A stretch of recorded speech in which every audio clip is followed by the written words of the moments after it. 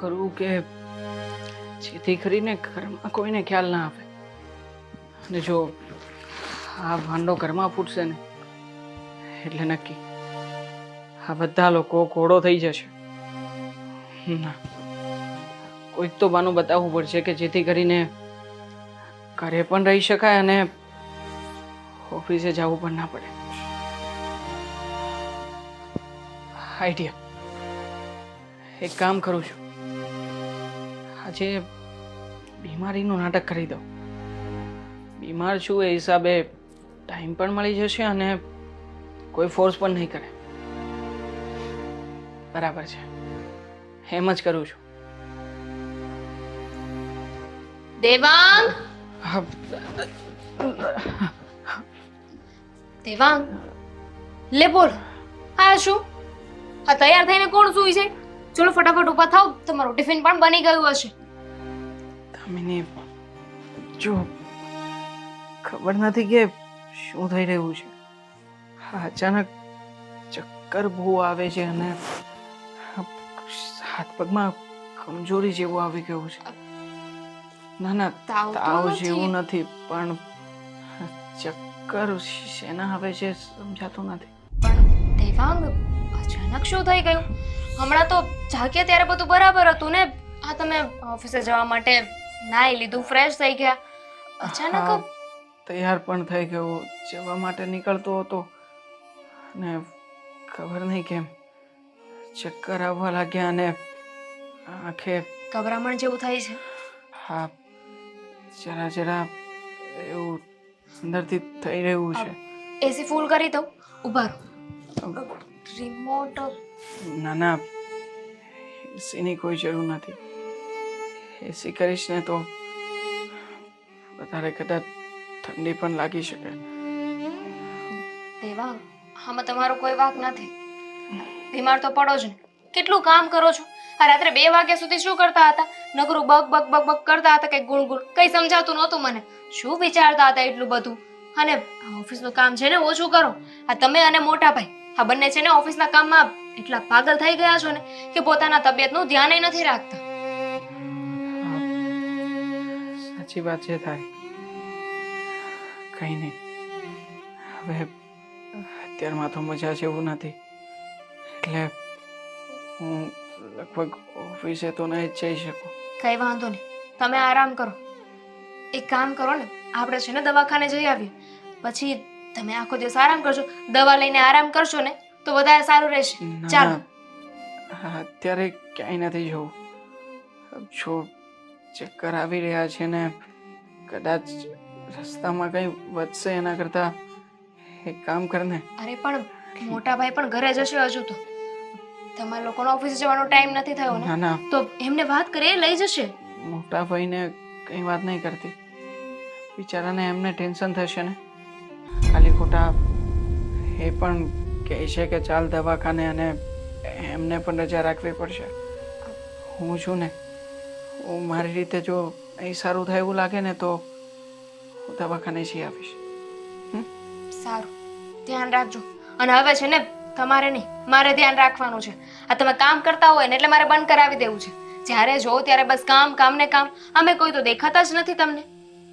એવું નથી દામિની, હવે ઘરમાં કમાઈને પૈસા તો લાવવા પડશે ને. હા, તો તમે અને મોટા ભાઈ બંને કમાવો જ છો ને. ઇનફ કમાવું છું. આપણે વધારે નથી જોઈતું. જેટલું છે ને એટલામાં આપણે ખુશ છીએ.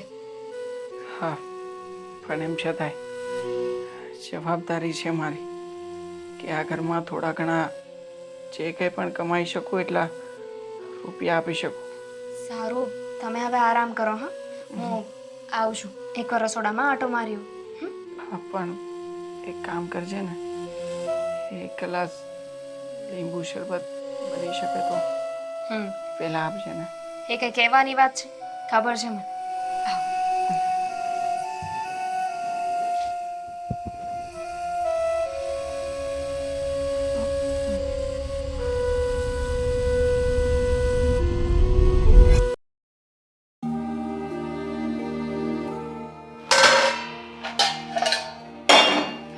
ભાભી, અરે દામિની, સાંભળ, હોલમાં ટિફિન રાખ્યું છે દેવાંગભાઈનું. એમને કહેજે ફટાફટ લઈને નીકળે, હા, મોડું થઈ જશે. ભાભી એની જરૂર નથી. હું ટિફિન લેતી આવું છું, તમે બીજાની સાથે મિક્સ કરી દો. પણ શું કામ? મારા હાથનું નથી ભાવતું, બીજું કઈ બનાવી આપું? ના ના ભાભી, એવી કોઈ વાત નથી, પણ એમની તબિયત નથી સારી. શું? હા, કહેતા હતા કે કંઈક અજીબ જ લાગે છે, ગભરામણ જેવું થાય છે, એટલે સૂતા છે ને ઓફિસે પણ નહીં જાય. દામિની, 15 મિનિટ પહેલા જ્યારે હું ચા આપવા રૂમમાં ગઈ ત્યારે તો મસ્ત હતા, મ્યુઝિક સાંભળતા હતા, નાચતા હતા. એ તો ખબર છે મને, સવારે હું ઉઠીને ત્યારે પણ કંઈ હતું નહીં, નોર્મલ જ હતા. ઓફિસે જવા માટે તૈયાર પણ થયા, પછી આઈ ડોન્ટ નો કે અચાનક શું થઈ ગઈ. જો દામિની, ઘણીવાર એવું થાય કે સવારમાં ઉઠીએ ને તો આપણું મૂડ ફ્રેશ ન હોય, ઊંઘ પૂરી ન થતી હોય, બીજું કાંઈ કારણ હોય, હેડેક થતું હોય, પણ પછી દિવસ દરમિયાન બધું ઠીક થઈ જતું હોય છે. પણ ઉઠીએ ત્યારે તો બરાબર હતું ને, તો અચાનક શું થઈ ગયું? રાત્રે પણ છે ને એકલા એકલા બબડ બબડ કરતા હતા. દામિની, દેવાંગભાઈને કઈ વળગ્યું નથી ને? શું તમે પણ કંઈ પણ નહીં બોલો. જુઓ, બિચારા ટેન્શનમાં હોય ને એવું મને લાગે છે. આ કામનું ટેન્શન હશે, આખો દિવસ કેટલું કામ કરે છે એ અને આદિત્યભાઈ બંને. સાચી વાત છે તારી, આ જમવાનો સમય નથી મળતો, કેટલી વખત તો ટિફિન પણ પાછા આવે છે. બોલ, મને એમ થાય કે કેટલું કામ કરતા હશે લોકો કે જમવાનું પણ ભૂલાઈ જાય છે. આ નાના હતા તો સ્કૂલમાં ટીચર પૂછતા, ખબર નહીં, લેશન ભૂલાઈ ગયું, જમવાનું ભૂલી ગયા. એ વસ્તુ અત્યારે ખરેખરમાં બને છે આપણી સાથે. નક્કી નક્કી છે ને, આ દેવાંગને કામનું ટેન્શન છે, બિચારા એટલે જ બીમાર પડી ગયા છે. એક તો કામનું ટેન્શન હશે, એમાં બીમાર પડ્યા છે ને, ઉપર જતા હવે પાછા વિચાર્યા કરશે કે શું થશે, કેમ થશે, કોણ હેન્ડલ કરશે બધું, અને વધારે બીમાર પડી જશે. તું આટલું બધું પેનિક નહીં કર, નહીં તો તું બીમાર પડીશ અને પછી આખું ઘર ટેકલ મારાથી નહીં થાય. સાચી વાત છે, પણ મેં એમને દવાખાને જવાનું કહ્યું. તો શું કહ્યું? ના પાડે છે, કહે છે કે આરામ કરીશ ને તો સારું થઈ જશે. એવી રીતે સારું થાય, એવી રીતે સારું થઈ જતું હોય તો ડોક્ટરની જરૂર પડે ખરી. પણ તુંય બુદ્ધિ વગરની નથી, ફેમિલી ડોક્ટર છે આપણી પાસે, એમને ઘરે બોલાવી લે ને. હા, એ આઈડિયા સારો છે, પણ મેં ફોન કર્યો તો એમને, તો આપણા ડોક્ટર છે ને એ આઉટ ઓફ સિટી છે. એમણે કહ્યું કે હું અત્યારે નહીં આવી શકું, તમે છે ને મને વિડીયો કોલ કરજો ને જે પણ હોય એને મને કહેજો, તો હું છે ને મારી રીતે દવાઓ લખી આપીશ. બરાબર છે, તો તમે એને ફોન કરો, એને પ્રોબ્લેમ્સ કયો, એવું હોય તો વિડીયો કોલ કરી લો એક વખત અને વાત કરીને દવા લખાવી લે. તારા ભાઈને મોકલીશ ને તો લઈ આવી આપશે. આદિત્યભાઈ જતા રહ્યા? ના આવે, એ ક્યાં જવાના? એ પણ ખબર નહીં, સવાર સવારમાં બંને ભાઈઓની બહુ ગંદી આદતો છે. એક વખત રૂમનો દરવાજો બંધ કરે ને તો શું કરે એ ખબર જ નથી પડતી. સાંભળો, એ છે ને દેવાંગની રાહ જોતા હશે, તમે કહી દેજો કે એકલા ઓફિસે જતા રહે, દેવાંગ તો નથી આવવાના. એ તો હું ભૂલી જ ગઈ, સાચી વાત છે તારી. હું એમને કહી દઈશ કે દેવાંગભાઈ નથી આવવાના અને આ બંને ભાઈઓનું ટિફિન જે સાથે ભર્યું છે ને એ હવે અલગ અલગ કરવું પડશે. કઈ વાંધો નહીં, કહી દેવાનું કે એક જણાનું જ છે, આદિત્યભાઈ એટલું વધારે ખાશે. તને લાગે છે જમી લઈને સમયે તો પણ બહુ મોટી વાત છે. તો જા હવે ડૉક્ટરને ફોન કર. હા, પણ હું છે ને અહીંયા તમને કંઈક કહેવા આવી હતી, આ ટિફિનમાં છે ને ભૂલી ગઈ કે શું કહેવા આવી હતી. કંઈક તો કામ હતું. હા ભાભી, આજનો દિવસ તમે કામનું જોઈ લેશો, દેવાંગની તબિયત નથી સારી ને તો કદાચ એમને મારી જરૂર પડે. સારું, હવે જા તું, હું બધું જોઈ લઈશ. પણ હા, દવા લખાવીને ફટાફટ મને આપજે, તારા ભાઈ લેતા આવશે. હા, હું અત્યારે જ ફોન કરી દઉં. દેવાંગ! અરે કઈ જોતું હોય તો કહેજે પાછી.